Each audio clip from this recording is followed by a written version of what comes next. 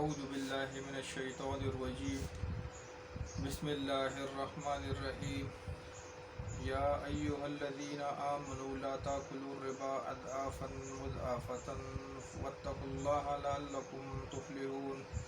واتقوا النار التي أعدت للكافرين وأطيعوا الله والرسول لعلكم ترحمون. وسارعوا إلى مغفرة من ربكم وجنات عرضها السماوات والأرض أعدت للمتقين الذين ينفقون في السراء والضراء والكاظمين الغيظ والعافين عن الناس والله يحب المحسنين. والذين إذا فعلوا فاحشة أو ظلموا أنفسهم ذكروا الله واستغفروا لذنوبهم ومن يغفر الذنوب إلا الله ولم يصروا على ما فعلوا وهم يعلمون. أولئك جزاؤهم مغفرة من ربهم وجنات تجري من تحتها الأنهار خالدين فيها ونعم أجر العاملين. قد خلت من قبلكم سنن فسيروا في الأرض فانظروا كيف كان عاقبة المكذبين. سورة آل عمران شروع شوه ده دي کی صدور مسئلې دي: اثبات د توحید، اثبات د رسالت، جهاد فی سبیل الله، اتفاق فی سبیل الله. اولنی حصہ اثبات د توحید بیان شوی دی 1 نواله 63 آیات پورې 63 پیته. دویم حصہ 64 نواله 101 پورې یو پورې دا اثبات د رسالت. اوس دریم او اخری حصہ دي کې دوه مسئلې دي د آیت نمبر 102 نواله د 200 پورې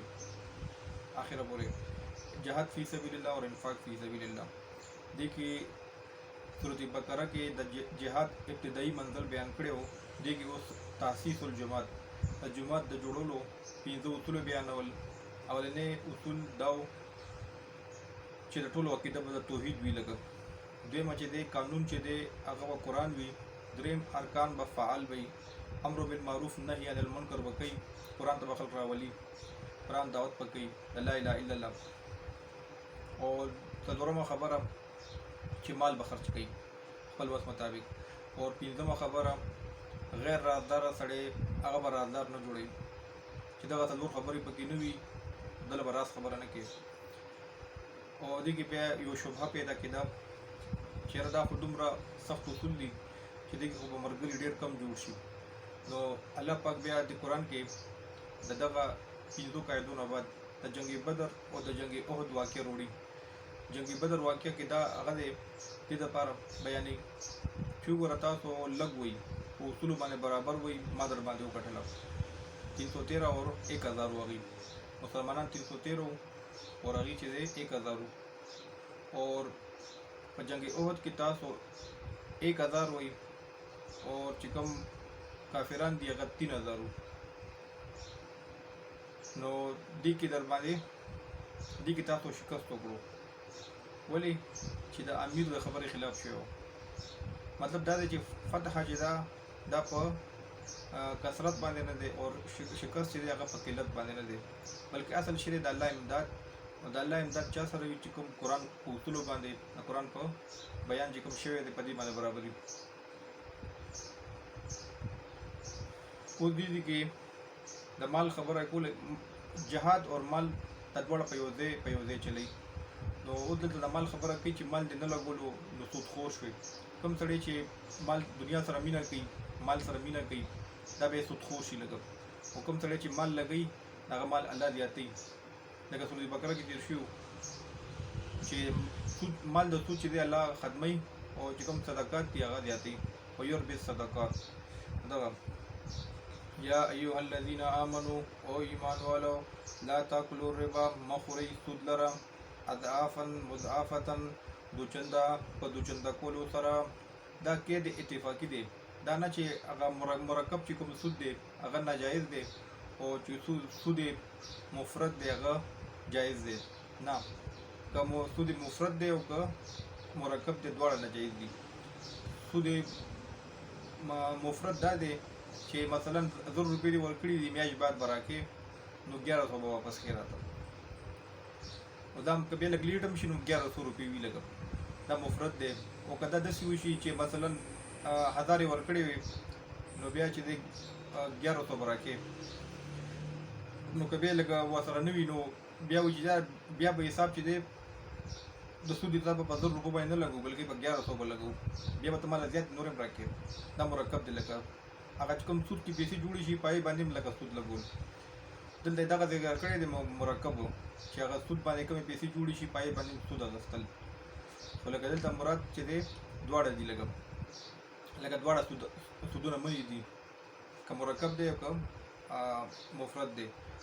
دا کې د اتفاقي دی واتقوا الله ویریږئ د الله نه لعلکم تفلحون خامخا به تاسو به کامیاب شئ د الله نه ویریږئ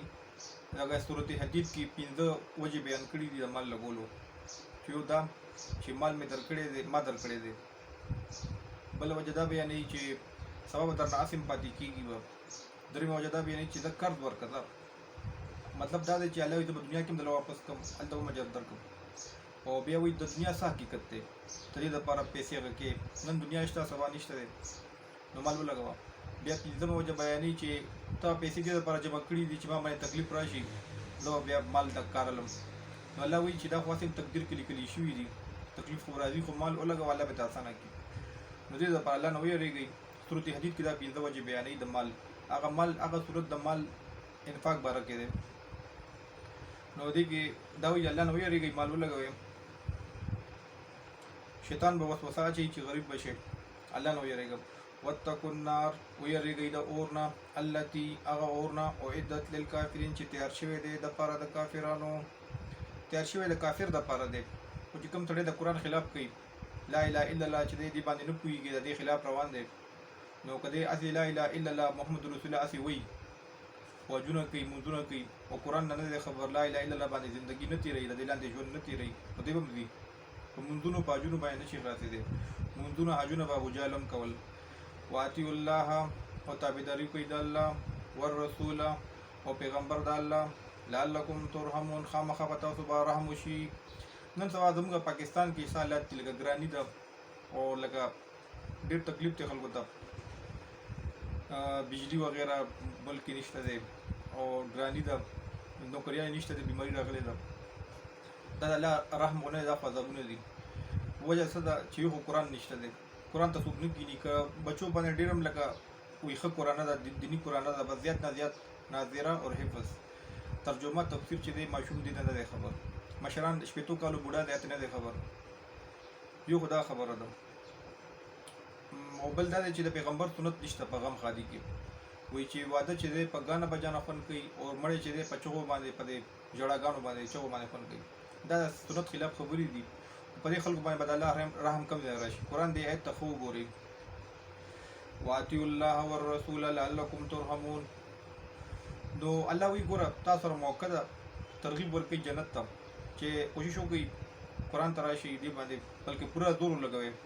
څومره چې کوشش ته وکړئ که نه پوره ځکه حدیث کې راځي نبي اسلام فرماوي چې جنت حاصلولو دپاره څومره کوشش چې کوی شي وکړئ او جهنم نه بچ کېدو دپاره څومره کوشش چې کوی شي نو هغه وکړئ وساریو الی مغفرة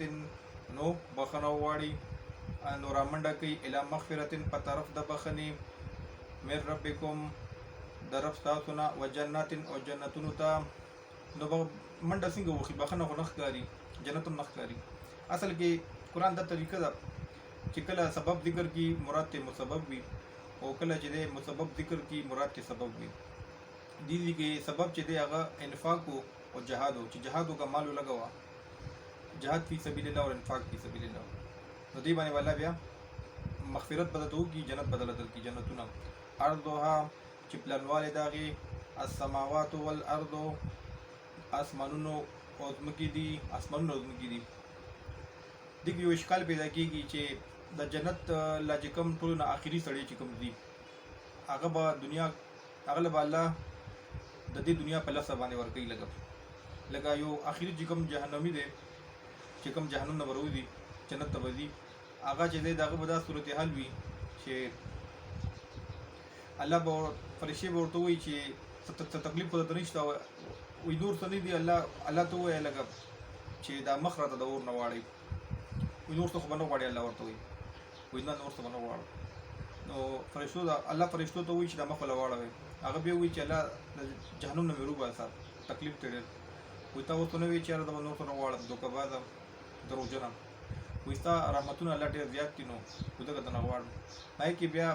الله یې روباسي، فرشتو ته وایي چې دا روباسي، او الله ورته دا هم وایي چې نور څه به نه غواړې، وایي نه نور څه به نه غواړم. نو چې کله روباسي بیا وایي چې الله پاکه د جنت نه خو مې ور دننه کړه لږ شان دی. نو الله به ورته وایي دروغجنه دوکهبازه تا اوس ونه وایي چې زه به نور څه نه غواړم، وایي الله ستا رحمتونه زیات دي. نو الله به ورته وایي ته دننه شه، تا ته ما د دنیا په لسه باندې درکړه. دا خبره خو بیا نه صحیح کېږي، خو ځکه چې د دنیا په لسه باندې شي نو دغه آسمان پلنوالی د دې ځمکې دا خو بیا نه صحیح کېږي. دې کې دوه خبرې، دې کې یو تفسیر دی امام زمخشري رحمت الله علیه کشاف والا، هغه دا لیکي چې یاره اصل کې د انسان په ذهن مطابق د آسمان ډېر غټ دی، نو ځکه دغه مثال یې ورکړی دی. یا بله وجه دا کېدای شي که دا پلنوالی د آسمانونو په برابر وي دا هم زیات دی، دا به د یو جنتي به دومره جنت وي لکه د آخري،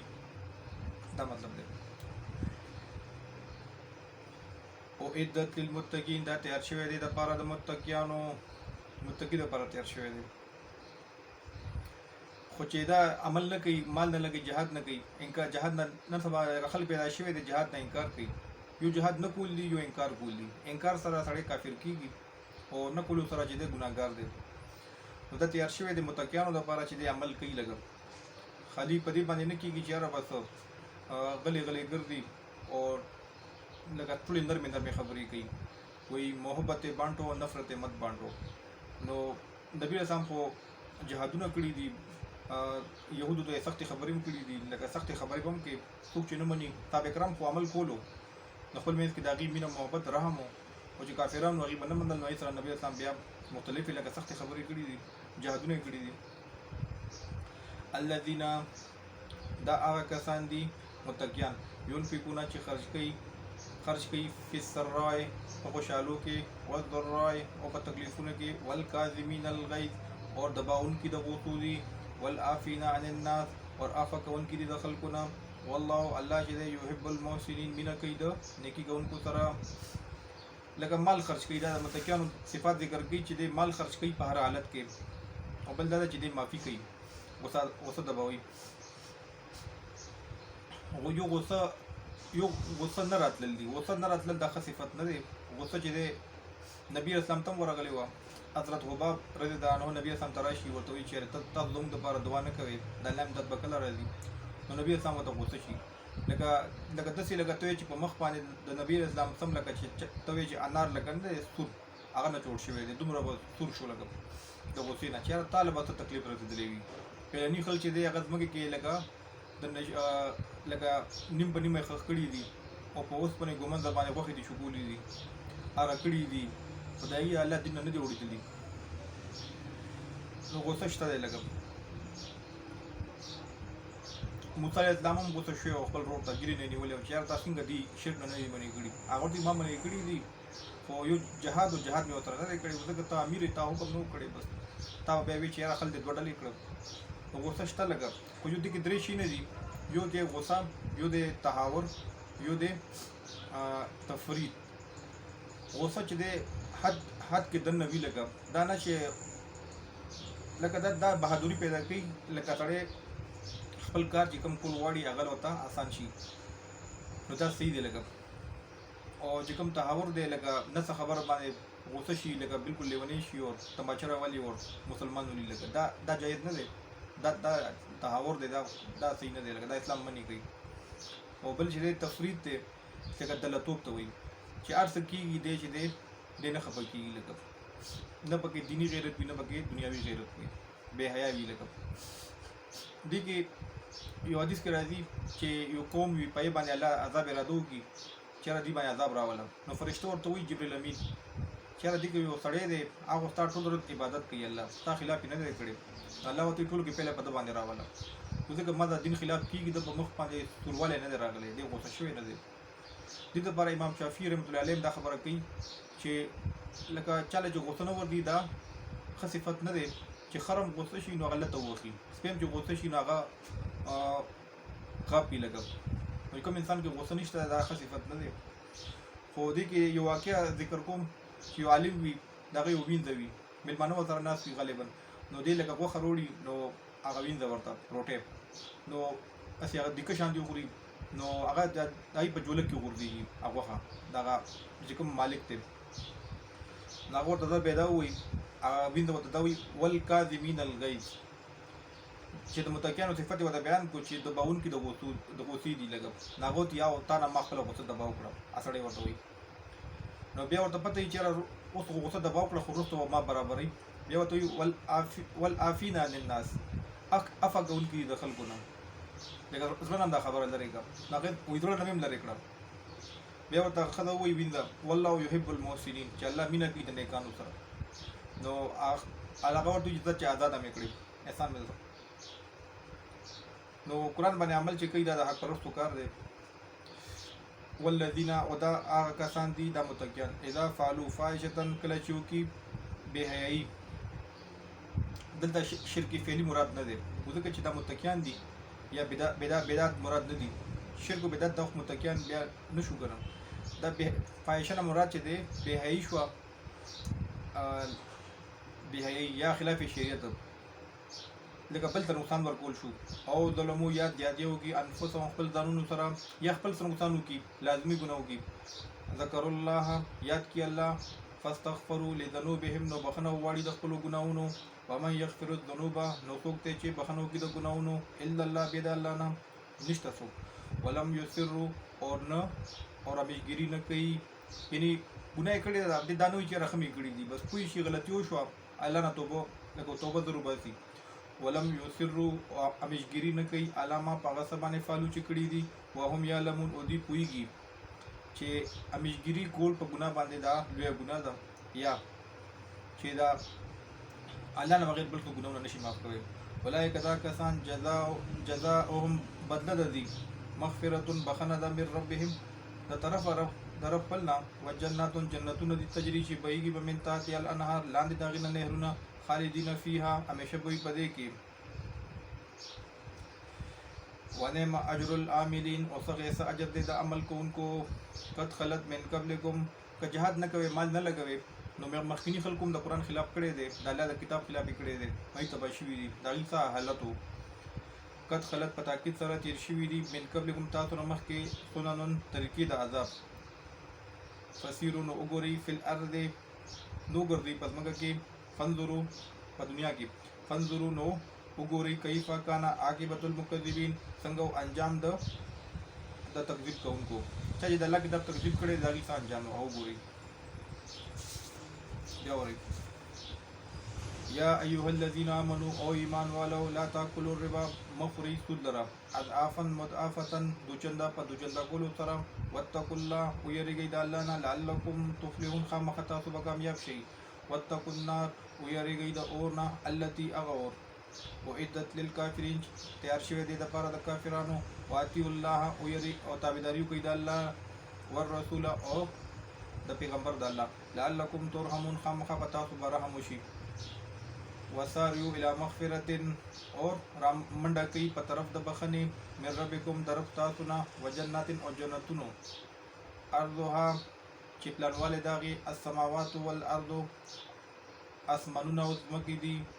ازمکه ده او عدت للمتقین تیار شوی دي د لپاره د متقینانو الذين د متقین هغه کسان دي ينفقون چې خرج کوي په سراي په خوشالو کې او ضراي او په تکلیفونو کې والکاظمین الغیظ اور دباون کی د غوسو دي والعافین عن الناس اور عفقون کی دي د خلقنا والله الله چې د يحب المحسنین مینا کوي د نیکی کوونکو سره والذین وراکسان اذا فعلوا فاحشة کله چې وکي بے حیايي خیر خلاف شریعت کا او ظلمو یا زیاتیو کی انفسهم په خپل ځانونو باندې ذکر الله یاد کی الله فاستغفروا لذنوبهم نو بخنه غواړي